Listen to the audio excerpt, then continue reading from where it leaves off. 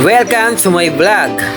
Bali, Samsung top load tayo, 16 kg. Bali, dito tayo ngayon sa St. Joseph Pasig, Ortigas Extension. Ang gagawin natin dito ay deep clean tapos repair. Sa repair naman, ang issue niya, kumakalabog. Sa wash cycle, okay. Pag magda-dryer na siya, doon na siya kumakalabog. Ipapakita ko sa inyo kung anong parts, kung bakit kumakalabog. Ito, natapos na yung natin, linis. Ito yung parts na sinasabi ko. Suspension rod kung tawagin. 4 pieces yan. Kaya obserbahan natin dito, naglagay tayo ng labahan.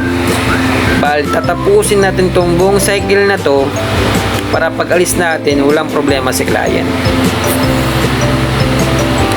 Mag-i-spin na to. Ito yung cycle na kakalabog na. Pag hindi to kumalabog, ibig sabihin okay na. Bali, nagpalit tayo dito ng bagong suspension na 4 pieces. Tapos yan, okay na, smooth na siya, hindi siya kumakalabog, kaya goods na. Kaya obserba na lang ni client. Thank you for watching.